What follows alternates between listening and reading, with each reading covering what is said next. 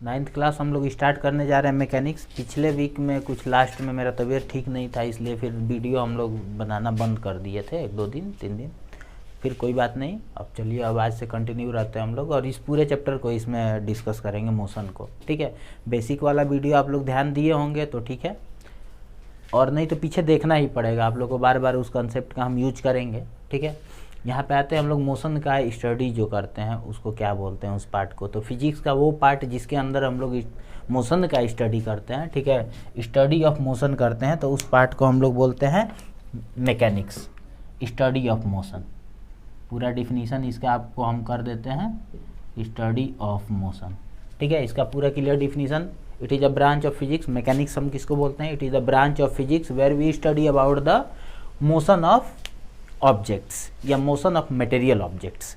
Material object का motion का जो स्टडी करते हैं उस पार्ट को हम लोग मैकेनिक्स बोलते हैं। दैट मीन्स कि आप मोशन पढ़ रहे हैं तो कोई आपसे आके ये बोल दिया कि बच्चा तुम मैकेनिक्स पढ़ रहे हो, तो कंफ्यूज मत हो जाइए, आप ये मत बोलने लगे कि हम मोशन पढ़ रहे हैं, तो आप बोल सकते हैं हाँ हम मैकेनिक्स पढ़ रहे हैं।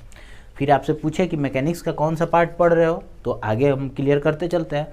मैकेनिक्स का एक पार्ट होता है स्टैटिक्स, और एक पार्ट होता है काइनेमेटिक्स, और एक पार्ट होता है डायनेमिक्स। ठीक है, अब आता है कि स्टैटिक्स किसको बोलते हैं, तो स्टैटिक मतलब रेस्ट होता है। ठीक है, तो हम लोग मैकेनिक्स का वो पार्ट जिसके अंदर हम लोग बॉडी के मोशन का स्टडी करते हैं जब वो बॉडी रेस्ट में होता है। मगर ये तो थोड़ा सा कंफ्यूजिंग हो जाएगा, तो आप बोलिएगा कि it is the branch of mechanics where we study about the motion of object when forces acted on bodies. मतलब कि बॉडी के ऊपर लगने वाले जो फोर्सेज हैं वो सारे के सारे फोर्स इक्विलिब्रियम में होने चाहिए। Forces acting on body remain in equilibrium, ऐसे कुछ हुआ। ठीक है, ग्रामेटिकल एरर हो सकता है मेरा साइंस में, इसमें कोई टेंशन नहीं है, इक्विलिब्रियम में होना चाहिए। टाइम फैक्टर कोई मायने नहीं रखता है, टाइम फैक्टर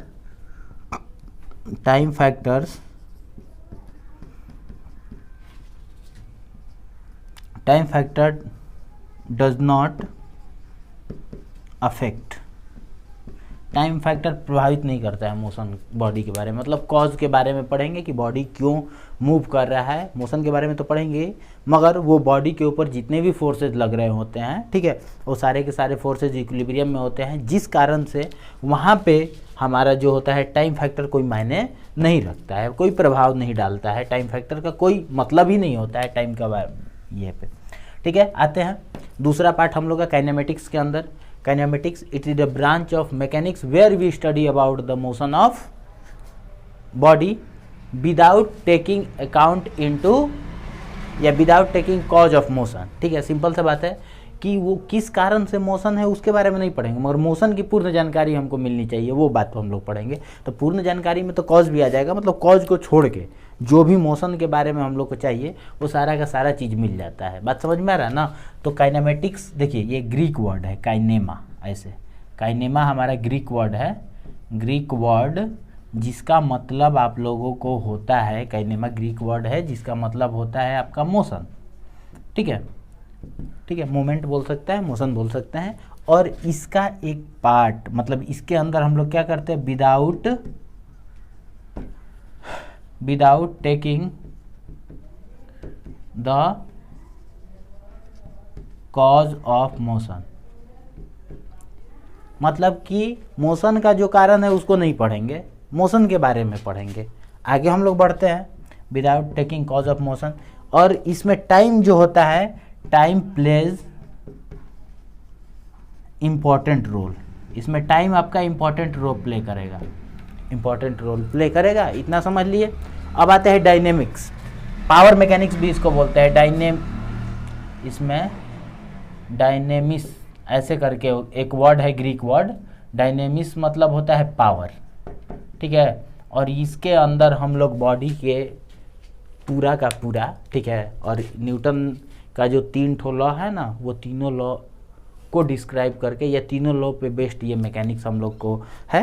तो इसमें हम लोग क्या पढ़ते हैं, ठीक है, जैसे मोशन के कॉज के बारे में पढ़ेंगे, cause of motion, cause of motion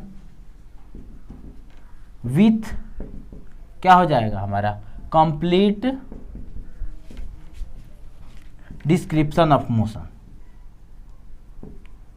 पूरा का पूरा चीज हम लोग मोशन के बारे में भी पढ़ते हैं और उसका कॉज भी पढ़ते हैं। मतलब मेन जो कॉज होता है मोशन का वो फोर्स होता है, तो पूरा कंप्लीट फोर्स का भी नॉलेज होगा और पूरा वहाँ पे जो मोशन जो होता है उसको साथ में कंसीडर करते हुए हम लोग पढ़ते हैं। ठीक है, तो न्यूटन का जो इसमें बहुत ज़्यादा मैकेनिक्स में सबसे ज़्यादा इम्पोर्टेंस जो है वो इम्पोर्टेंट रोल प्ले किया है, जो भी एक हमारे फिजिक्स के बहुत बड़े ज्ञाता जो थे न्यूटन का है। ठीक है, हम लोग न्यूटोनियन मैकेनिक्स ही पढ़ते हैं, 9th तक पढ़िए, 11th में बहुत सारी चीज़ें जो है वो न्यूटोनियन मैकेनिक्स ही होती है। आगे चल के हम लोग क्लास में जाते हैं, इंजीनियरिंग वगैरह करिएगा आप लोग, तो वहाँ पे आपको न्यूटन के बाद भी जो मैकेनिक्स है वो भी पढ़ाया जाएगा, मगर एटलीस्ट 11th-12th क्लास तक तो हमको न्यूटोनियन मैकेनिक्स पढ़ना है। न्यूटोनियन मैकेनिक्स से ज़्यादा जानना नहीं है, वहाँ तक कंप्लीट हो जाता है। ठीक है, अब आगे हम आप लोग को बताते हैं। यहाँ पे देखिए, अब हम आप लोग को थोड़ा सा ये हो सकता है कि मेजरमेंट में फिजिकल क्वांटिटी के बारे में बताए हो आप लोग को। ठीक है, हो सकता है कि इसका डिफिनीशन भी बता दिए हो, मगर हमको लग रहा है कि नहीं बताया है, तो यहाँ पे बताते हैं आप लोग को। आपको फिजिक्स के अंदर 2 तरह की क्वांटिटी कैटेगराइज की हैं। आगे क्लास में जाएगा तो एक और नया क्वांटिटी वेक्टर, स्केलर और एक टेंसर भी लिखा जाता है। ठीक है, तो उस लेवल पे अभी नहीं पहुंचना है हम लोग को, अभी इतना ही जानना है कि वेक्टर क्वांटिटी किसको बोलते हैं, स्केलर क्वांटिटी किसको बोलते हैं। तो लिखेंगे फिजिकल क्वांटिटी जो भी फिजिकल क्वांटिटी होगा, ठीक है, physical quantity having magnitude as well as direction, दोनों हो। जिस फिजिकल क्वांटिटी के पास मैग्नीट्यूड भी हो और डायरेक्शन भी हो, उस फिजिकल क्वांटिटी को हम लोग क्या बोलते हैं, वेक्टर क्वांटिटी। और लिखेंगे यहाँ पे physical quantities having magnitude only. ठीक है, सिंपल सा बात कि वैसी फिजिकल क्वांटिटी जिसके पास मैग्नीट्यूड भी हो और डायरेक्शन भी हो, उस फिजिकल क्वांटिटी को हम लोग वेक्टर क्वांटिटी बोलते हैं। और वैसे फिजिकल क्वांटिटी जिसके पास सिर्फ और सिर्फ मैग्नीट्यूड हो, उसको हम लोग क्या बोलते हैं, स्केलर क्वांटिटी बोलते हैं। एग्जाम्पल के तौर पे आप लोग देख सकते हैं, वेलोसिटी जो होता है, आप लोग को कुछ याद होंगी चीज़ें, तो वेलोसिटी हो गया, डिस्प्लेसमेंट हो गया, ठीक है, आगे जो चीज़ें हम लोग पढ़ेंगे एक्सेलरेशन हो गया, ये सब चीज़ें जो होती हैं आपको किस चीज़ के अंदर कंसीडर किया जाएगा, या फिर जो भी चीज़ फिजिक्स में पढ़ाया जाएगा तो आपको बताया जाएगा ना कि इसके पास मैग्नीट्यूड होता है, डायरेक्शन होता है, ये सब चीज़। ठीक है, उसको हम लोग क्या कहते हैं, वेक्टर क्वांटिटी। और कुछ फिजिकल क्वांटिटी जिसके पास सिर्फ और सिर्फ मैग्नीट्यूड होता है, विदाउट डायरेक्शन कुछ चीज़ें होती है, तो उसको हम लोग, जैसे टेम्परेचर हो जाएगा आपका, ठीक है, और भी चीज़ आपको डिस्टेंस को मेजर करना है तो डिस्टेंस, मगर डिस्प्लेसमेंट नहीं, डिस्टेंस आप लोग का स्केलर क्वांटिटी है, स्पीड स्केलर क्वांटिटी है, वर्क स्केलर क्वांटिटी है, इलेक्ट्रिक करंट स्केलर क्वांटिटी है। अब कुछ बातें यहाँ पे एक्सेप्शन के तौर पे लेते हैं कि मैग्नीट्यूड भी होता है, मैग्नीट्यूड एंड डायरेक्शन होगा किसी के पास, और वो चीज़ जो होगा स्केलर, जैसे करंट होता है तो करंट के पास मैग्नीट्यूड भी होता है, डायरेक्शन भी होता है कि इधर से इधर फ्लो कर रहा है, तो उसको क्यों नहीं कंसीडर किया जाता है वेक्टर के अंदर, वो क्यों स्केलर लिया जाता है। वर्क हो गया, वो भी स्केलर कंसीडर किया जाता है, क्यों ऐसा होता है। ठीक है, अब देखिए वेक्टर का कुछ लॉ है, आप लोग याद रखिएगा। कोई भी फिजिकल, जैसे वेलोसिटी लिख के और ऊपर ये वाला साइन दे दिएगा ना, तो वेक्टर को इस साइन से दिखाते हैं, एरो से दिखाते हैं, ये उसका टेल कहलाता है और ये वाला हेड कहलाता है, टिप बोलते हैं इसको। ठीक है, तो आप लोग याद रखिएगा, ये हेड कहलाएगा और ये टेल कहलाएगा। वेक्टर का कुछ लॉ है, ठीक है, जिसमें 2 वेक्टर्स को जोड़ते हैं तो एक रिजल्टेंट वेक्टर बनता है। ठीक है, तो 2 मेन रूल्स हैं उसमें, आपका वेक्टर लॉ है, वेक्टर लॉ ऑफ, या ट्रायंगल लॉ ऐसे लिखेंगे,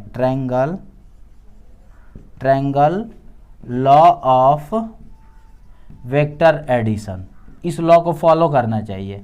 ये लॉ क्या कहता है इससे मतलब नहीं है आप लोग को, ठीक है, उतना बड़े क्लास में आप लोग गए नहीं हैं, मगर आप लोग से पूछा जाए, कोई आपसे कोई रीजन पूछ दिया, बंदा बोल दिया कि ये फिजिकल क्वांटिटी के पास मैग्नीट्यूड भी होता है और डायरेक्शन भी होता है, तो वो क्यों नहीं वेक्टर के अंदर कंसीडर किया जाता, तो आप उसका जवाब दीजिएगा कि देखिए भाई, हम लोग उतना अभी पढ़े नहीं है, मगर इतना जरूर जानते हैं कि या तो ये वेक्टर लॉ को फॉलो नहीं करता होगा, vector law of triangle addition को, या फिर दो वेक्टर्स का डॉट प्रोडक्ट होगा, तभी ये जो होगा वेक्टर नहीं होगा, तभी ये वेक्टर नहीं होगा। मतलब triangle law of vector addition को फॉलो नहीं करता होगा, या फिर दो वेक्टर का डॉट प्रोडक्ट होगा, dot product of two vectors होंगे ऐसे। मतलब दो वेक्टर का डॉट प्रोडक्ट निकालिएगा तो एक स्केलर मिलेगा, और triangle law of vector addition को फॉलो नहीं करेगा, जैसे इलेक्ट्रिक करंट हो गया, वो सिंपल अलजेब्रिक मेथड द्वारा ऐड किया जाता है, अलजेब्रा के लॉ को फॉलो करता है। तो जब हमारा वेक्टर का अलजेब्रा जो होता है उस लॉ को फॉलो जो ना करे क्वांटिटी, ठीक है, वो भी हमारा स्केलर के अंदर ही कंसिडर किया जाता है। ये बात आप लोग समझ गए, पूरा का पूरा क्लियर, ठीक है। अब देखिए यहाँ पे आप लोग को पॉइंट मास ऑब्जेक्ट के बारे में बताया गया। मैकेनिक्स में बार बार टर्म जो यूज किया जाएगा, या बहुत सारे ऑब्जेक्ट जो होते हैं उनके पॉइंट मास को कंसीडर किया जाता है। दैट मीन्स कि उस ऑब्जेक्ट का जो साइज होता है वो पॉइंट मास की तरह, मतलब कि बस एक पॉइंट डॉट, उसके साइज का कोई सिग्निफिकेंस वहाँ पे नहीं रहता है, उस तरह के ऑब्जेक्ट को हम लोग पॉइंट मास ऑब्जेक्ट बोलते हैं। पूरा डिफिनीसन होता है कि एक ऐसा ऑब्जेक्ट जो कि अपने मास से या अपने साइज से कई गुना ज़्यादा, मास ना करते हुए सीधा सीधा अपने साइज से कई गुना ज़्यादा, कई गुना या मतलब अपने साइज के कंपेयर में बहुत ज़्यादा ह्यूज डिस्टेंस कवर करता है, उस तरह के ऑब्जेक्ट को हम लोग पॉइंट मास ऑब्जेक्ट कंसीडर करते हैं। सिंपल सा बात है, उस बॉडी को सिर्फ एक पॉइंट, एक डॉट से दिखाते हैं। जैसे कि अर्थ जो होता है सन के अराउंड मूव करता है, तो जो अर्थ का जो मास होता है या अर्थ का जो हमारा डायमीटर होता है, जितना शेप होता है, उस शेप के उस डायमीटर से बहुत ज़्यादा, कई हज़ार कई करोड़ गुना ज़्यादा उसका जो रेडियस होता है सन के अराउंड जब वो मूव करता है तो फॉर्म होता है, ठीक है। सन के सेंटर और अर्थ के सेंटर से जो डिस्टेंस होता है, जो कवर करता है एक बार मूव करने में, तो उसको हम लोग बोलेंगे पॉइंट मास। उस समय अर्थ इतना हम लोग के लिए ना बड़ा है, मगर जो वो डिस्टेंस ट्रैवल कर रहा है उस दौरान तो उसका साइज बहुत छोटा हो जा रहा है, ठीक है, क्योंकि डिस्टेंस के कंपेयर में उसका साइज बहुत छोटा है। तो इसमें definition an object is consider as a point mass object if during motion in a given time it covers distances much greater than its own size, ठीक है। बहुत सारा, जैसे हम कार है, कार अपने साइज से बहुत ज़्यादा डिस्टेंस ट्रेवल करता है, ट्रेन हो गया, तो उसको पॉइंट मास कंसीडर करेंगे, ठीक है। हाँ, मोशन का जो तरीका है वो थोड़ा सा अगर बदल जाए तो, अब मोशन बार बार मोशन टर्म यूज हो रहा है, आप लोग यही कंफ्यूज होंगे कि इतना देर का लेक्चर हो गया, इसमें मोशन का पूरा डिफिनीशन ही नहीं हुआ। चलिए ठीक है, आते हैं मोशन पे। हम लोग यहाँ से डिस्कस ही कर लिया जाए मोशन, ठीक है। और यहाँ पे एक और टर्म यूज किया जा रहा है, रेस्ट एंड मोशन, ये चीज़ याद रखिएगा, ठीक है। रेस्ट एंड मोशन दोनों एक दूसरे से रिलेटेड भी है। कैसे रिलेटेड है, क्वेश्चन भी पूछा जाता है, मगर आते हैं रेस्ट एंड मोशन के लिए। तो सिंपल सा बात है, रेस्ट और मोशन को डिफाइन करने के लिए हमको क्या चीज़ें होनी चाहिए हमारे पास, तो आपको एक रेफरेंस पॉइंट होना चाहिए। रेफरेंस पॉइंट कहने का मतलब कि एक पॉइंट जो हम जिसको कंसीडर किए हों स्टैटिक, जहाँ से बॉडी के मोशन को क्या किया जाए, देखा जाए कि बॉडी का मोशन स्टार्ट हो रही है, बॉडी के पोजीशन को जज किया जा सके, तो उस पॉइंट को हम लोग क्या बोलते हैं, रेफरेंस पॉइंट, ठीक है। रेफरेंस पॉइंट होना चाहिए हमारा, ठीक है। पोजीशन बॉडी का हमारा डिपेंड, पोजीशन मेन चीज़ है हमारा यहाँ पे, ठीक है, पोजीशन, ठीक। और रेट मतलब फिजिक्स में होता है टाइम के रेस्पेक्ट में चेंज करना, ठीक है। कोई दूसरे क्वांटिटी के रेस्पेक्ट में चेंज करता है तो उस क्वांटिटी को बोल देते हैं, मगर मैकेनिक्स में रेट का मतलब टाइम के रेस्पेक्ट में चेंज होना। और किस चीज़ का चेंज होना, तो पोजीशन का चेंज होना। तो पूरा डिफिनीशन हम बोलते हैं मोशन का, the rate of change of position, the rate of change of position of a body with respect to time is called motion of the body। Simple सा बात है कि अगर किसी बॉडी का पोजीशन कंटिन्यूअसली टाइम के respect में change कर रहा है, अलोंग अ रेफरेंस पॉइंट भी लिखना चाहिए था, time along a reference point. चलिए आ जाइए, यहाँ पे रेफरेंस पॉइंट लिखे हैं तो यहाँ से कंसीडर कर लीजिएगा अलोंग अ रेफरेंस पॉइंट। अगर एक रेफरेंस पॉइंट के जैसे मान लीजिए हम दौड़ रहे हैं, 5 सेकंड बाद वहाँ पे जाके खड़े हो गए, तो आप लोगों को लगेगा कि हम रेस्ट में हैं, मगर हम रेफरेंस पॉइंट अगर यहाँ पे देखें या 5 सेकंड बाद वहाँ पे देखिएगा तो पता चलेगा कि बंदा मोशन में है, तभी अपना पोजीशन चेंज किया हुआ है। समझ में आ रहा है कि नहीं? तो एक बॉडी अपना पोजीशन कंटिन्यूअसली चेंज कर रहा है एक रेफरेंस पॉइंट, जैसे हमारा ओरिजिन को रेफरेंस, जैसे एक्स एक्सिस वाई एक्सिस आप लोग को पता है, ये एक्स एक्सिस होता है, ये वाई एक्सिस। अगर एक्स एक्सिस के अलॉन्ग कोई बॉडी मूव कर रहा है तो उसका पोजीशन कंटिन्यूअसली चेंज कर रहा है इस ओरिजिन के अलॉन्ग। वाई एक्सिस के अलॉन्ग या तो पॉजिटिव डायरेक्शन में या तो निगेटिव डायरेक्शन में, किसी भी डायरेक्शन में वो दिख रहा है। समझ में आ रहा है बात? तो बॉडी का पोजीशन अगर कंटिन्यूअसली चेंज करता है with respect to time along a reference point, ठीक है, तो उसको हम लोग क्या बोलते हैं? सिंपल सा बात कि वो बॉडी मोशन में है, ठीक है। रेस्ट क्या बोलेंगे कि अगर बॉडी का पोजीशन टाइम के रेस्पेक्ट में चेंज नहीं कर रहा है अलॉन्ग अ रेफरेंस पॉइंट, तो वो बॉडी का जो पोजीशन है वो पोजीशन ऑफ रेस्ट कहलाएगा। सिंपल सा बात है, ठीक है। A body is said to be in motion when its position is continuously change with respect to time along a reference point, और ए बॉडी या position of a body is said to be in rest when its position does not change with respect to time. अगर उसका position time के respect में change नहीं करता है तो वो बॉडी रेस्ट में कहलाएगी। अब बात है कि जब आप डिफिनीशन है दो अलग अलग दे दिए तो दोनों एक दूसरे से अलग कैसे हो गया? तो हम आप लोग को एक चीज़ बताए थे बेसिक जब पढ़ाए थे, तो उसमें बताए थे frame of reference. Frame of reference कहने का मतलब कि हम जहाँ से बॉडी के पोजीशन को ऑब्जर्व कर रहे हैं, देख रहे हैं, वो बहुत इंपॉर्टेंट मायने मतलब वो बहुत इंपॉर्टेंट है, हम कहाँ से देख रहे हैं, ठीक है। जैसे मान लो बस में बैठे हुए कुछ लोग हैं, ठीक है, तो वो सारे के सारे लोग एक दूसरे के रेस्पेक्ट में तो रेस्ट में है क्योंकि उनका पोजीशन नहीं बदल रहा है, मगर बाहर के बैठे हुए आदमी जो भी देख रहे हैं तो बस जो है उसको देख रहे हैं तो उसका पोजीशन लगातार चेंज कर रहा है, जिसके कारण से वही लोग जो है जो रेस्ट में थे वो क्या हो गए? मोशन में हो गए। तो सिंपल सा बात है। और आइंस्टीन का एक थ्योरी है, आइंस्टीन द्वारा बोला गया था, एक थ्योरी बताया गया था। आइंस्टीन ने बोला था कि दुनिया में कोई भी चीज़ जो है वो रेस्ट नाम की तो चीज़ है ही नहीं, हर एक चीज़ मोशन में होता है, कोई भी चीज़ रेस्ट में है ही नहीं, ठीक है।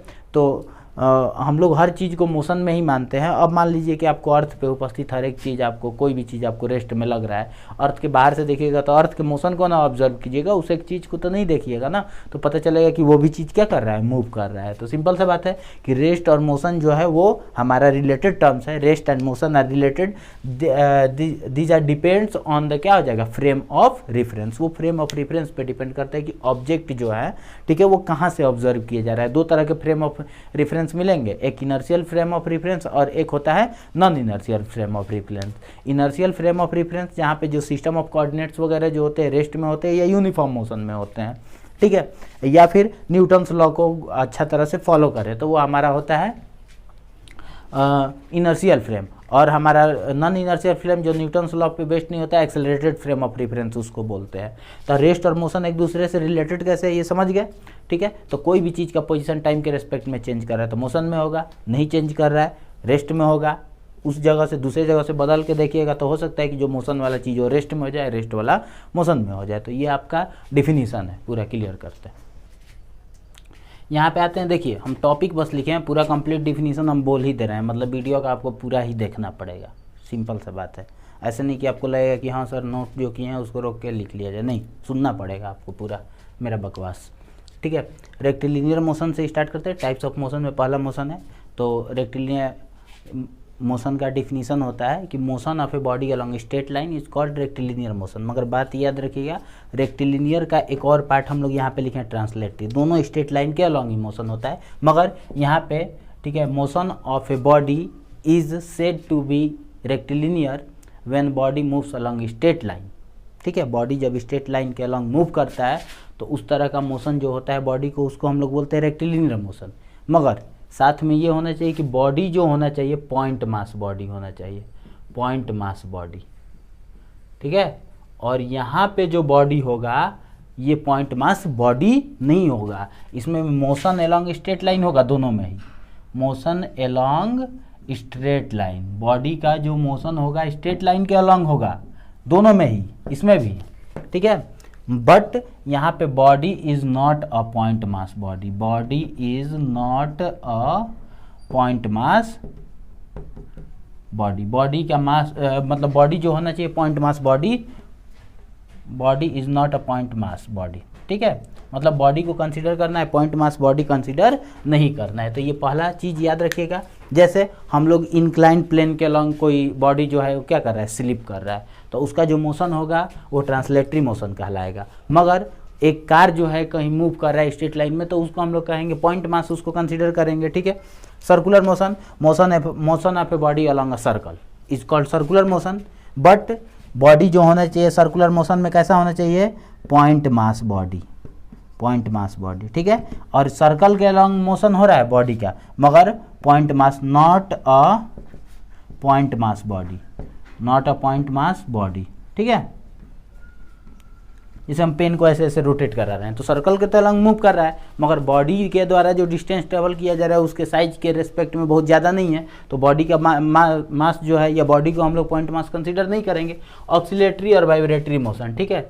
Oscillatory back and forth, to and fro जो मोशन होता है बॉडी का, उसको हम लोग बोलते हैं ऑक्सीलेटरी मोशन, और उसका फ्रीक्वेंसी और जो एम्पलीट्यूड है माइक्रोस्कोपिक लेवल पे चला जाता है, ठीक है। तो उसको हम लोग कौन से कंसीडर कर लेते हैं, वाइब्रेटरी मोशन कंसीडर कर लेते हैं। तो ये हमारा पूरा कुछ जो चीज़ें पढ़नी है हम लोग को, आप लोग को तो पूरा रेक्टिलिनियर मोशन में चला जाएगा, रेक्टिलिनियर मोशन ही पढ़ना है। और रेक्टिलिनियर मोशन में आपको 1 डायमेंशनल मोशन सिर्फ पढ़ना है 9th क्लास में, 1 डायमेंशन, सिर्फ एक डायमेंशन के अलॉन्ग, ठीक है। कोई एक ही डायमेंशन पूरा का पूरा बॉडी के मोशन को डिस्क्राइब कर देगा, 2 डायमेंशन करेगा तो 2 डायमेंशनल मोशन, और 3 डायमेंशन को हमको डिस्क्राइब करके मोशन डिस्क्राइब करना पड़ता है, ये मोशन को कंप्लीट डिफाइन करना पड़ता है बॉडी के, तो वो हो जाता है हमारा 3 डायमेंशनल मोशन, ठीक है। तो ये आप लोग का पूरा हो गया, ये टॉपिक पूरा क्लियर।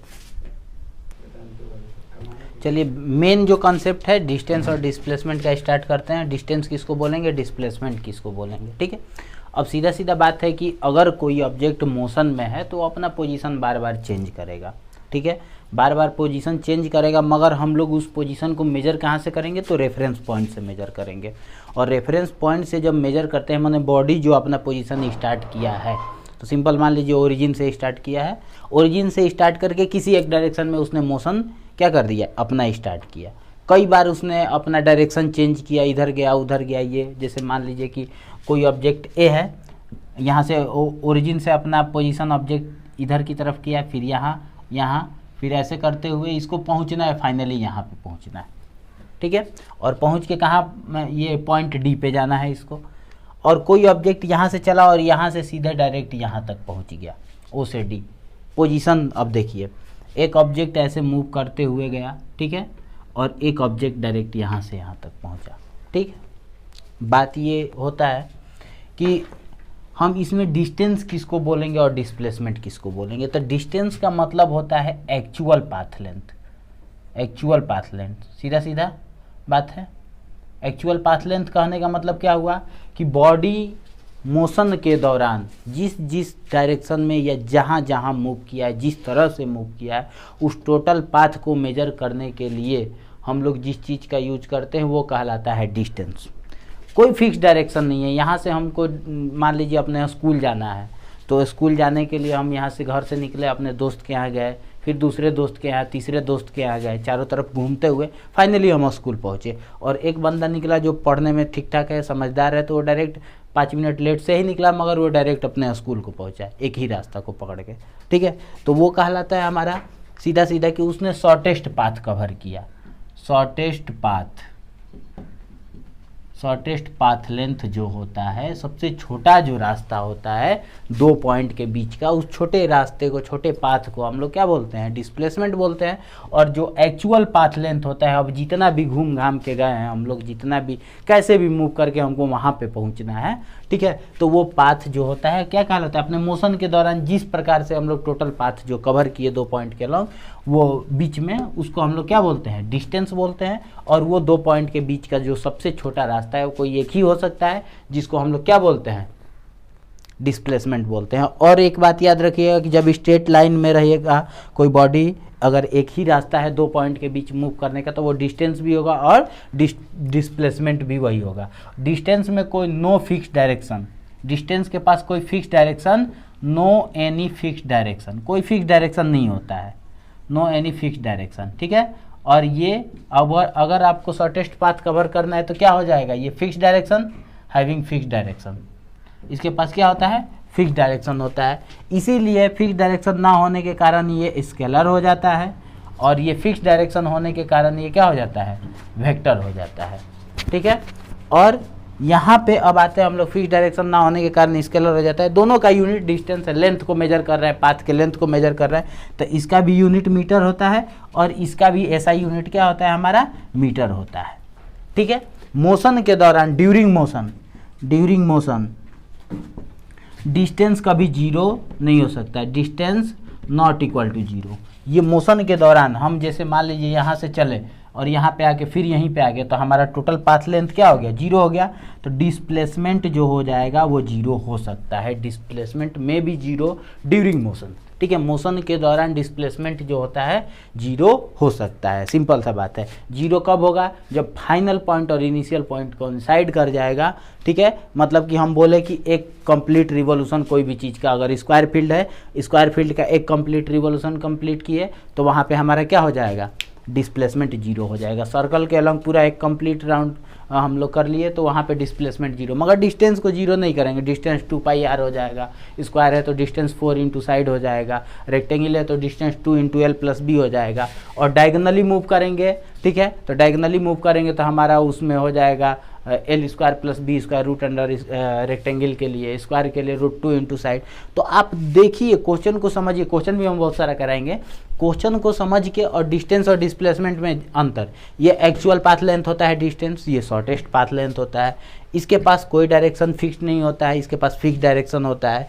डिस्टेंस जो होता है वो स्केलर होता है, जबकि डिस्प्लेसमेंट जो होता है फिक्स डायरेक्शन होने के कारण, मैग्नीट्यूड होने के कारण वो वेक्टर होता है। न्यूमेरिकल वैल्यू को मैग्नीट्यूड बोलते हैं। ठीक है, डिस्टेंस हमारा जो होता है उसका भी ऐसा यूनिट होता है मीटर, और इसका भी ऐसा यूनिट मीटर ही होता है। डिस्टेंस जो होता है ड्यूरिंग मोशन कभी जीरो नहीं हो सकता है, डिस्प्लेसमेंट ड्यूरिंग मोशन जो होता है वो जीरो हो सकता है। डिस्टेंस कभी निगेटिव नहीं हो सकता है, distance never be negative, distance never be negative, but displacement में भी निगेटिव, डिस्प्लेसमेंट में भी निगेटिव, डिस्प्लेसमेंट हमारा निगेटिव हो सकता है। जैसे कि ए से बी अब जैसे ही मूव कर रहे हैं, अगर +5 यूनिट अगर डिस्प्लेसमेंट कंसीडर कर रहे हैं, तो ए बी से ए आइएगा तो -5, तभी हमारा ये दोनों वैल्यू जो होगा हमारा जीरो होगा। ठीक है, क्योंकि वेक्टर जो होता है तो वेक्टर का डायरेक्शन चेंज करता है तो साइन भी उसका चेंज करता है, वेक्टर होने के कारण उसका पॉजिटिव और नेगेटिव वैल्यू। तो याद रखिएगा, शॉर्टेस्ट पाथ लेंथ को डिस्प्लेसमेंट बोलते हैं, टोटल पाथ लेंथ को डिस्टेंस, और ये डिस्टेंस और डिस्प्लेसमेंट का कंप्लीट जो हो गया ये। ठीक है, और दोनों में रिलेशन आपको दिखा देते हैं। तो याद रखिएगा कि डिस्टेंस जो होता है हमेशा बड़ा होता है या बराबर हो सकता है डिस्प्लेसमेंट के। डिस्प्लेसमेंट के बड़ा कब होगा, डिस्प्लेसमेंट से बड़ा या बराबर होने का मतलब कि डिस्टेंस मोशन के दौरान हमेशा बड़ा होगा। ठीक है, और या फिर बराबर होगा। तो बराबर कब होगा, इस बात को समझ लीजिए, जब हमारे पास एक ही रास्ता हो, दो पॉइंट के बीच एक ही रास्ता हो, जब मोशन अलॉन्ग स्ट्रेट लाइन में बॉडी मूव कर रहा है तो वहाँ पे डिस्टेंस और डिस्प्लेसमेंट बराबर होते हैं। और सिंपल सा इसको ऐसे भी बुक में आता है लिखने के लिए, distance by displacement is greater than, क्या हो जाएगा हमारा, ग्रेटर देन इक्वल टू 1, क्योंकि डिवाइड कीजिएगा तो 1 होगा, और डिस्प्लेसमेंट बाय डिस्टेंस रहता तो लेस देन इक्वल टू 1 करते।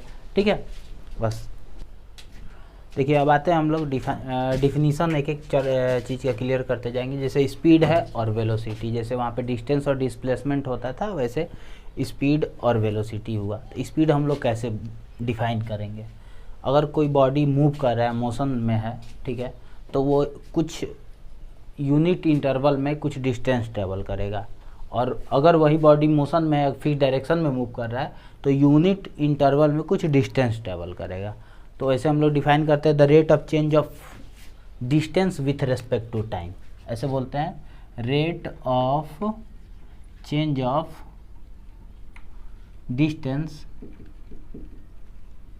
विथ रेस्पेक्ट टू टाइम हमारा होता है स्पीड। ठीक है, या फिर the rate of change of the distance travel by body per unit time is called speed. ठीक है, स्पीड इक्वल टू हम लोग जनरली फार्मूला लिखते हैं डिस्टेंस बाय टाइम, ऐसे होता है। ठीक है, क्लियर हो गया। स्पीड बहुत सारा इसका लिखे हैं कि यूनिफॉर्म स्पीड किसको बोलेंगे पहले, तो वेलोसिटी जो होगा यही चीज़, ये डिफिनीशन में आप लोग डिस्टेंस के बदले displacement, the rate of change of displacement, rate of change of displacement with respect to time, with respect to time जो होता है उसको हम लोग क्या बोलते हैं, वेलोसिटी बोलते हैं। डिस्प्लेसमेंट पर यूनिट टाइम जो होता है या displacement by time, velocity equal to क्या लिखते हैं, velocity equal to displacement by time. एक बॉडी के द्वारा यूनिट इंटरवल में जो डिस्टेंस ट्रेवल किया जाता है, यूनिट सेकेंड में जो डिस्टेंस ट्रेवल किया जाता है, उसको हम लोग बोलते हैं स्पीड। यूनिट देख लिया जाए, हम कंपेयर भी करते चलते हैं, मीटर पर सेकेंड होगा और इसका भी यूनिट मीटर पर सेकेंड, ठीक है। अब आइए दोनों में डिफरेंस अब देखते हैं। वेलो स्पीड किसको बोलेंगे, एक the distance travel by body per unit time is called speed, या rate of change of distance with respect to time is called speed. Velocity speed के टर्म में आप लोग देखिए, इसके पास डिस्टेंस के पास कोई फिक्स डायरेक्शन नहीं होता है, दैट मीन्स स्पीड के पास भी कोई फिक्स डायरेक्शन नहीं होता है। तो स्पीड कौन सा क्वांटिटी हो गया, स्केलर, फिक्स डायरेक्शन होता तो ना हमारा वेक्टर होता है। और यहाँ पे उसी चीज़ के डिस्टेंस के पास अगर डायरेक्शन हो जाता है तो डिस्प्लेसमेंट, दैट मीन्स अगर स्पीड के पास क्या हो जाए, डायरेक्शन हो जाए, तो वो क्या हो जाता है, वेलोसिटी हो जाता है। तो इसका डिफिनीशन ये भी होता है कि the speed of a body in a fix direction is called velocity. अगर बॉडी का हम फिक्स डायरेक्शन में ले रहे हैं, बॉडी का स्पीड अगर फिक्स डायरेक्शन में कंसीडर कर रहे हैं, तो उसको हम लोग क्या बोलेंगे, वेलोसिटी। तो इसका जो होता है ये स्केलर क्वांटिटी है, तो वेलोसिटी को क्या बोला जाएगा, वेक्टर क्वांटिटी बोलते हैं हम लोग। ये वेक्टर क्वांटिटी क्यों, क्योंकि इसके पास मैग्नीट्यूड भी होगा, डायरेक्शन भी होगा। इसके पास मैग्नीट्यूड तो होगा मगर कोई फिक्स डायरेक्शन नहीं होगा, तो ये कौन सा क्वांटिटी हो जाएगा, स्पीड, हमारा स्केलर क्वांटिटी। दोनों का यूनिट ऐसा यूनिट होता है मीटर पर सेकेंड, ठीक है। रिलेशन वही होगा कि ड्यूरिंग मोशन, अगर बॉडी मोशन के दौरान मोशन में है तो उस समय तो स्पीड हम लोग जीरो नहीं कंसीडर कर सकते हैं, वेलोसिटी जीरो हो सकता है। स्पीड हमेशा बड़ा या बराबर हो सकता है वेलोसिटी से, स्पीड हमेशा बड़ा या बराबर, जैसे डिस्टेंस वाला बात था। अब आते हैं uniform speed. Uniform speed, uniform का मतलब और नॉन यूनिफॉर्म का मतलब क्या होता है, तो जो चीज़ अगर इक्वली चेंज करता है इक्वल इंटरवल में वो यूनिफॉर्म कहलाता है, और अनइक्वल चेंज होता है इक्वल इंटरवल में तो वो क्या कहलाता है, हमारा नॉन यूनिफॉर्म। बार बार यूनिफॉर्म नॉन यूनिफॉर्म कहलाएगा, ठीक है। नॉन यूनिफॉर्म का मतलब वेरिएबल भी होता है, ठीक है, और यूनिफॉर्म मतलब हमारा कांस्टेंट भी बोलते हैं हम लोग, ठीक है। तो देखिए आप लोग इसको कांस्टेंट स्पीड भी बोल सकते हैं, ठीक। यूनिफॉर्म या लिख देते हैं यहाँ पे कांस्टेंट स्पीड, ठीक है, और नॉन यूनिफॉर्म मतलब वेरिएबल स्पीड। इसी तरह से इसमें भी तो स्पीड में क्या चीज़ चेंज करता है, डिस्टेंस किसके रेस्पेक्ट में, टाइम के रेस्पेक्ट में। तो हम बोले equal, the equal change in distance, equal change in distance, equal change in distance in equal interval of time, in equal interval, in equal interval of time, ठीक है। और यहाँ पे unequal change in distance, unequal change in distance, distance in equal interval of time. Simple है कि time interval equal रहेगा मगर उसका जो डिस्टेंस ट्रेवल कर रहा है बॉडी वो हमारा एक बार इक्वल हो जाएगा तो यूनिफॉर्म या कांस्टेंट हो जाएगा, और अनइक्वल हो जाएगा तो क्या हो जाएगा हमारा, वो नॉन यूनिफॉर्म हो जाएगा। अब आते हैं यहाँ पे यूनिफॉर्म वेलोसिटी। यूनिफॉर्म वेलोसिटी क्या बोलेंगे हम लोग, इसमें भी same definition, equal change in displacement in equal interval of time is called uniform. हमारा वेलोसिटी, यूनिफॉर्म वेलोसिटी को देखिए कांस्टेंट बोला जाए या यूनिफॉर्म एक ही चीज़ है, कंफ्यूज नहीं होना है आप लोग को, ठीक है। नॉन यूनिफॉर्म में हमारा नॉन यूनिफॉर्म या variable velocity, unequal change in displacement in equal. देखिए आपको बार बार बताया ना कि नॉन यूनिफॉर्म बोला जाएगा तो अनइक्वल आप लोग लगा दीजिएगा, टाइम इंटरवल सेम रखना है। एवरेज स्पीड आते हैं, एवरेज स्पीड हमारा होता है total distance covered by body with respect to total time. जैसे मान लीजिए डिस्टेंस वो ट्रैवल कर रहा है S1 S2 S3 dot dot dot SN और डिवाइडेड बाई हमारा टाइम बहुत सारा लग रहा है आपको T1 T2 T2 T3 dot dot dot TN, तो ये हमारा एक फार्मूला हो जाएगा S1 plus S2 plus S3 dot dot dot SN तक और T1 plus T2 dot dot dot TN तक, ठीक है। और हम इसके बारे में डिस्कस करते हैं एवरेज स्पीड के बारे में। जैसे एवरेज कैसे निकालते हैं आप लोग, sum of observation by number of observation. तो sum of observation S1 S2 S3 SN by number of observation मतलब टाइम हमारा T1 T2 T3 TN an interval तक। उसी तरह से एवरेज वेलोसिटी, तो वेलोसिटी सिर्फ दो आपको मिलेगा।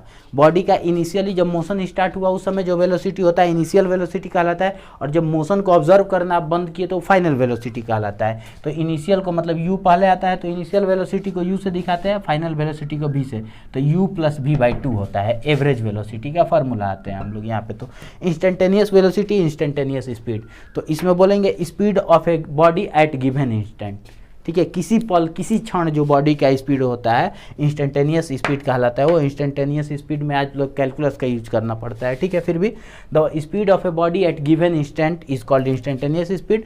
द स्पीड या velocity of a body at given instant is called instantaneous velocity. Average speed पे अभी हम लोग को चर्चा करना बाकी है। ये फार्मूला सिर्फ निकला है और फार्मूला हम लोग को निकालना है इसमें, ठीक है। तो आते हैं हम लोग इसको, देखिए एवरेज स्पीड का जो फार्मूला है, जैसे मान लीजिए कि body an interval of time में, मतलब एन टाइम में, हो सकता है कि उस एन के बदले आप 2 ही इंटरवल हो, 3 ही इंटरवल हो, जो भी इंटरवल हो टाइम का, उतने इंटरवल में अलग अलग डिस्टेंस वो ट्रैवल कर रहा है। और सामान्य लाइफ में ऐसा ही होता है कि हम मतलब स्कूटी चलाइए, बाइक चलाइए, साइकिल चलाइए, कुछ भी चलाइए, तो आप यूनिफॉर्म स्पीड में नहीं चलते, मतलब कांस्टेंट मतलब 5 मीटर पर सेकंड की स्पीड से नहीं चलते हैं, ठीक है। ये 10 मीटर पर सेकंड स्पीड आपका चेंज करते रहता है। स्पीड चेंज करेगा तो वहाँ पे जनरली बार बार एवरेज स्पीड का यूज करते हैं। तो कैसे निकालेंगे कि एन इंटरवल मतलब टाइम है, तो उसमें हमारा S1 पहला डिस्टेंस पहले T1 सेकेंड में, दूसरे T2 सेकेंड में S2 डिस्टेंस ट्रेवल किया, तीसरे सेकेंड, ऐसे करके हमारा Sn तक गया। और टाइम इंटरवल कितना है, T1 plus T2 plus T3 dot dot dot, ये भी कितना बार, n बार टाइम बदला तो n बार डिस्टेंस ट्रेवल किए। अगर ये सारे के सारे वैल्यू बराबर हो जाए, आप खुद समझ लीजिए, तो क्या हो जाएगा, सारे के सारे वैल्यू बराबर, मतलब T1 T2 T3 dot dot dot, ये सबको जोड़िएगा तो मतलब सभी मिला के n सेकेंड तक, तो n सेकेंड तक चले तो S1 plus S2 plus S3 dot dot dot Sn, तो एक फार्मूला आपका बन जाएगा कि हम 5 सेकेंड तक मतलब अपना स्पीड बदले 5 बार, तो 5 बार डिस्टेंस ट्रेवल किए तो n के जगह पे 5 आ जाएगा और डिवाइडेड बाई n का वैल्यू 5 रख दीजिएगा आप। ऐसे एक फार्मूला हुआ। दूसरा कि अगर कोई body v1 metre per second के स्पीड से चल रही है, फिर कुछ समय बाद t सेकेंड बाद आपको v2 मीटर पर सेकेंड के, फिर t सेकेंड बाद v3 मीटर पर सेकेंड के, तो वहाँ पे तो आपको डिस्टेंस निकालना पड़ेगा ना।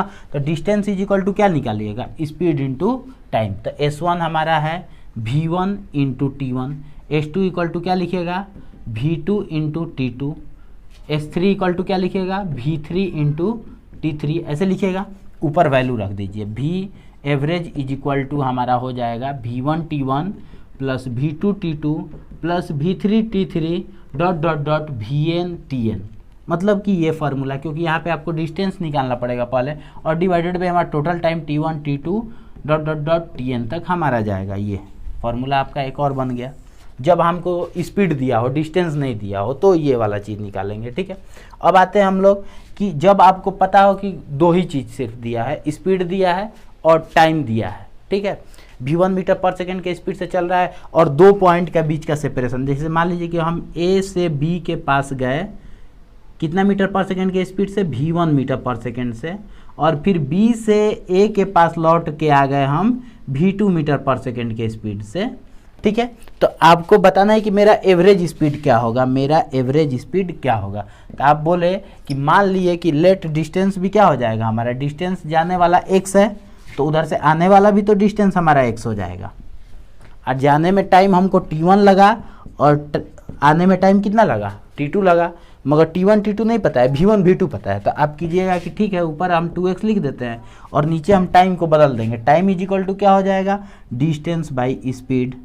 डिस्टेंस बाई स्पीड मतलब v1 हुआ, और आते समय डिस्टेंस x था और स्पीड कितना है v2, तो क्या हो जाएगा 2x इंटू ये v1 v2 का एलसीएम ले लेते हैं ऐसे करके, x into v1 plus x into v2 और divided by v1 into v2 हुआ।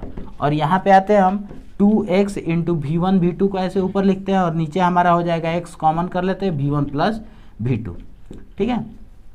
सॉरी, ऐसे ये कैंसिल होगा। तो एवरेज स्पीड का एक फार्मूला हमारा हो गया कि v1 v2 product of speed divided by sum of speed. हम बोले कि कोई लड़का है, स्कूल जा रहा है 5 मीटर पर सेकंड के स्पीड से और उधर से लौट रहा है 15 मीटर पर सेकंड के स्पीड से। सिंपल सा फार्मूला यूज कीजिएगा, 2 इंटू 5 इंटू 15 डिवाइडेड बाई हमारा क्या हो जाएगा v1 प्लस v2, तो क्या लिखेंगे 5 इंटू 15, सॉरी 5 प्लस 15 कर लीजिएगा फिर इसको कैलकुलेट। 10 इंटू 15 डिवाइडेड बाई क्या हो जाएगा 20, ये हमारा आ जाएगा 7.5 मीटर पर सेकेंड। ये चीज़ को आप लोग समझ लीजिए। कब कौन से एवरेज स्पीड वाला फार्मूला आप यूज कीजिएगा ये आपके ऊपर डिपेंड करता है, ठीक है। और ये पूरा एवरेज का कंप्लीट हमारा हो गया।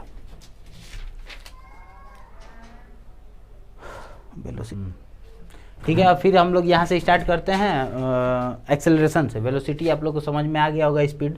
तो इसमें एक्सेलरेट करने का मतलब आपके सबसे पहले दिमाग में क्या जाता है, एक्सेलरेट क्यों करते हैं। आपसे बोला जाता है कि बाइक को एक्सेलरेट करे, तो एक उसमें जो होता है एक्सेलरेटर जो होता है उसके स्पीड को बढ़ाता है, या उसको डी एक्सेलरेट करते हैं, मतलब स्पीड को कम करते हैं। तो एक्सेलरेशन का रिलेशन स्पीड से है, हमारे स्पीड और वेलोसिटी से। तो इसको हम लोग पूरा डिफाइन करते हैं, रेट ऑफ चेंज ऑफ, क्या बोलेंगे, rate of change of, change तो दो तरह का हो सकता है, बढ़ाना या घटाना। Rate of change of speed या वेलोसिटी, स्पीड या velocity with respect to time. ठीक है, टाइम के रेस्पेक्ट में कोई बॉडी अपना पोजीशन चेंज कर रहा है, पोजीशन नहीं, स्पीड चेंज कर रहा है, स्पीड बढ़ा रहा है या घटा रहा है, या वेलोसिटी बढ़ा रहा है या घटा रहा है। ठीक है, तो उसको हम लोग क्या बोलते हैं, एक्सेलरेशन। अगर इंक्रीज किया, इंक्रीज हो रहा है क्या, स्पीड या वेलोसिटी, तो वो एक्सेलरेशन कहलाता है। ठीक है, सिंपल सा बात, एक्सेलरेशन हो गया। और यही चीज़ आपका डिक्रीज करता है तो वो क्या कहलाता है, हमारा रिटार्डेशन।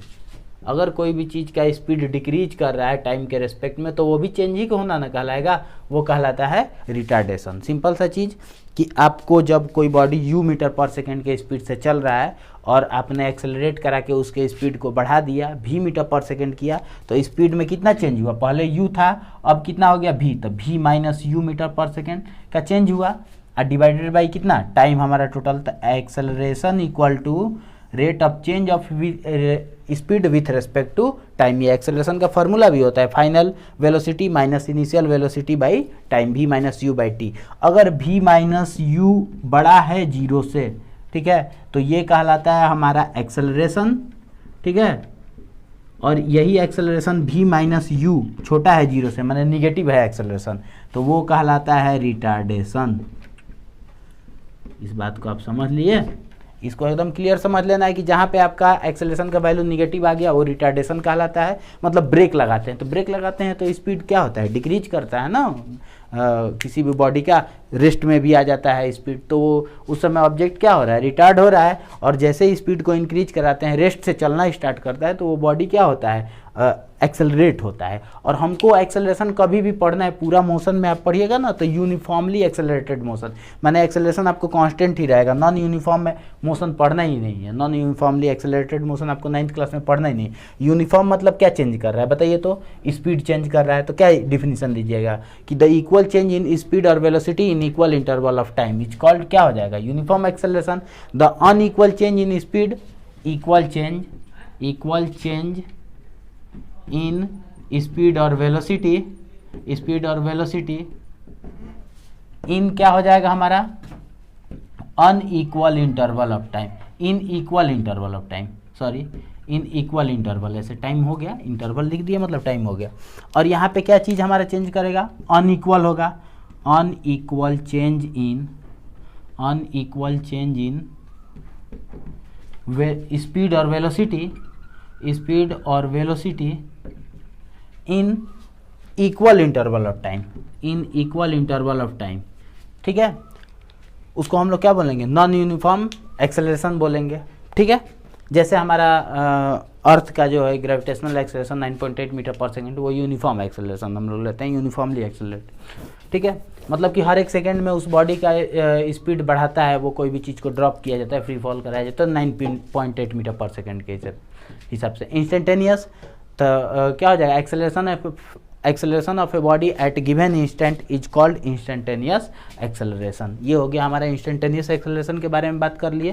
तो आप लोग को पूरा जो ये कंप्लीट जो चीज़ है एक्सेलरेशन वाला है, जो टर्म है एक्सेलरेशन, स्पीड के ऊपर डिपेंड करता है, टाइम के रेस्पेक्ट में जो स्पीड या वेलोसिटी चेंज करता है उसको एक्सेलरेशन बोलते हैं। यूनिफॉर्म एक्सेलरेशन, जब बॉडी का स्पीड इक्वली चेंज कर रहा है इक्वल इंटरवल ऑफ टाइम में, तो वो यूनिफॉर्म एक्सेलरेशन होगा। नॉन यूनिफॉर्म एक्सेलरेशन, अगर अनइक्वल चेंज हो रहा है तो वो नॉन यूनिफॉर्म होगा। ठीक है, किसी इंस्टेंट टाइम में। डी एक्सेलरेशन, रिटार्डेशन, एक ही चीज़ कहलाता है जब बॉडी का स्पीड जो होता है डिक्रीज करता है, decrease in speed of a body with respect to time is called retardation. और इंक्रीज जो होता है उसको एक्सेलरेशन बोलते हैं, ये मैथमेटिकल एक्सप्रेशन है उसका। ठीक है, क्या हो गया क्लियर। यहाँ से एक्सेलरेशन का ऐसा यूनिट निकाल लीजिए, स्पीड का क्या होता है मीटर पर सेकेंड, और बाई टाइम हमारा होता है तो सेकेंड, तो इसका ऐसा यूनिट होता है मीटर पर सेकेंड स्क्वायर। और एक बात याद रखिएगा, एक्सेलरेशन वेक्टर क्वांटिटी है, इसके पास मैग्नीट्यूड और डायरेक्शन दोनों होता है। चलिए यूनिफॉर्मली एक्सेलरेटेड मोशन के लिए इक्वेशन हम लोग पढ़ते हैं, ठीक है। जैसे मान लीजिए कि कोई ऑब्जेक्ट है, लिखते हैं let an object, point mass object ही लेंगे, ठीक है। ऑब्जेक्ट स्टार्ट मूविंग, ठीक है, start moving with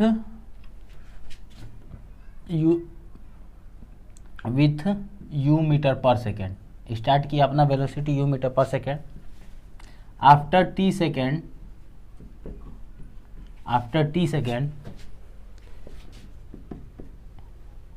it accelerated with a meter per second and a meter per second square, and its velocity becomes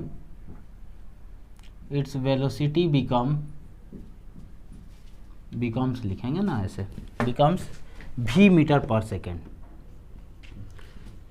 during this interval, इस दौरान उसने क्या ट्रेवल किया, this interval it travel a distance s metre. चलिए हो गया। अब देखिए पूरे बॉडी के मोशन को कंप्लीटली डिफाइन करने के लिए, यूनिफॉर्मली एक्सेलरेटेड मोशन के लिए हमारे 3 इक्वेशन ऑफ मोशन होंगे। पहला इक्वेशन ऑफ मोशन हमारा v equal to u plus a t होता है, दूसरा s equal to u t plus a t square, तीसरा v square equal to u square plus 2as होता है, ठीक है। फर्स्ट इक्वेशन हम लोग आते हैं वेलोसिटी टाइम रिलेशन जो होता है पहला इक्वेशन, जिसको हम लोग वेलोसिटी टाइम रिलेशन बोलते हैं, वेलोसिटी टाइम रिलेशन हम लोग बोलते हैं फर्स्ट इक्वेशन को। चलो फिर आते हैं, इसमें आप लोग जानते हैं कि एक्सेलरेशन इक्वल टू क्या होता है, formula v minus u by t. लिख दीजिएगा कि हम जानते हैं, we know a equal to क्या होता है, v minus u by t. इधर आ जाएगा ए टी इक्वल टू कितना हो जाएगा, v minus u, then v equal to u plus a t, first equation of motion, जिसको हम लोग क्या बोलते हैं, वेलोसिटी टाइम रिलेशन। अब आते हैं हम लोग सेकेंड इक्वेशन आते हैं यहाँ पे, second equation position time relation इसको बोलते हैं, पोजीशन टाइम रिलेशन, ठीक है।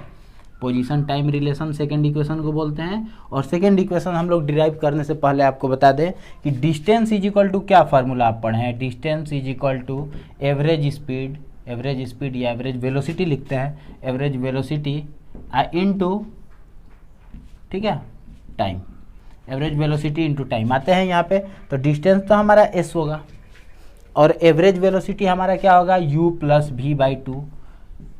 पढ़ा है पीछे, आप लोग ध्यान दे दीजिएगा, टाइम, ठीक है। अब आप लोग को फर्स्ट इक्वेशन से v का वैल्यू पता है, u प्लस ए टी, ठीक है। तो लिखते हैं putting v equal to u plus a t from equation 1, equation 1 का यूज करके u और v का वैल्यू हम लोग u plus a T substitute करते हैं यहाँ पे और आ जाते हैं, फिर यहाँ पे t मल्टीप्लाई में है। देखिए हमारा u प्लस यू 2u होगा प्लस ए टी बाई 2, ठीक है, और t से मल्टीप्लाई करते हैं तो देखिए t आके मल्टीप्लाई हो तो क्या हो जाएगा, 2ut बाई टी कैंसिल हुआ, सॉरी टी बोल रहे हैं ना, ये गलत होगा, 2 है नीचे तो ये t लिखेंगे, प्लस हाफ a, देखिए 1/2 इसके साथ रहेगा ए टी स्क्वायर। ये सेकेंड इक्वेशन हमारा होता है s equal to u t plus half a t square. देख लीजिए पूरा आ रहा है ना फ्रेम में, s equal to u t plus half a t square, इसलिए इसको बोलते हैं हम लोग पोजीशन टाइम रिलेशन, ठीक है, आ रहा है। अब हम लोग थर्ड इक्वेशन जो होता है, थर्ड इक्वेशन को हम लोग क्या बोलते हैं, पोजीशन वेलोसिटी रिलेशन, ठीक है। थर्ड इक्वेशन के लिए हम लोग यहाँ से क्लीन करते हैं इसको, ये वाले पार्ट को, थर्ड इक्वेशन। अब यहाँ से देखिए तो third equation position velocity relation, ठीक है, इसमें टाइम का यूज नहीं करना है, टाइम आया ही नहीं है, पोजीशन वेलोसिटी रिलेशन इसको हम लोग बोलते हैं, ठीक है। देखिए हम लोग यहाँ से ये फार्मूला को देखिए तो क्या आया है, एस इक्वल टू क्या लिखे थे, u plus v by 2 into t लिखे थे, ठीक है। और इसमें टाइम रहना ही नहीं चाहिए, तो टाइम का हम यहाँ से वैल्यू निकालेंगे। आपको a इक्वल टू पता है v minus u by T होता है, तो t इक्वल टू कितना हो जाएगा, v minus u by a. यहाँ पे रखते हैं हम t का value v plus u by 2 into t का वैल्यू हम लोग रखते हैं v minus u by two, ठीक, सॉरी ए, कितना होगा हमारा ए इक्वल टू होगा a plus b a minus b a square minus b square by two a. अब ये हो जाएगा हमारा 2as, ठीक है, 2as is equal to we square minus u square, ये पूरा हमारा हो गया इक्वेशन। या फिर इसको थोड़ा सा ऐसे भी लिख सकते हैं, v square equal to u square plus 2as, ठीक है। और ये हमारा तीनों इक्वेशन हुआ, काइनेमेटिकल इक्वेशन कहलाता है ये। V equal to u plus first equation को क्या बोलते हैं हम लोग, velocity time relation, second equation को position time relation, third equation को पोजीशन वेलोसिटी रिलेशन। फार्मूला याद रहना चाहिए। पूरा काइनेमेटिक्स का क्वेश्चन बनाते समय कैसे बनाएंगे, अगला वीडियो में हम आप लोग को ग्राफिकली भी प्रूफ करेंगे, कैसे हम लोग इस इक्वेशन को कहाँ पे कौन सा इक्वेशन यूज करेंगे ये भी बताएंगे। और हाँ, एक बात, वीडियो देखने के बाद आप लोगों को कहीं पे कुछ प्रॉब्लम हो तो उसको कमेंट कर दीजिए।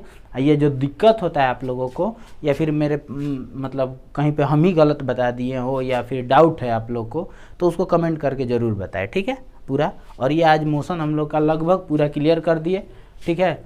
और बुक पढ़ते रहे आप लोग लाइन बाय लाइन। और लाइव क्लास जो होगा कल आप लोग का लाइव क्लास होगा, ठीक है। इस वीक में लाइव क्लास इसलिए नहीं हो पाया कि मेरी तबीयत ठीक नहीं थी, ठीक है।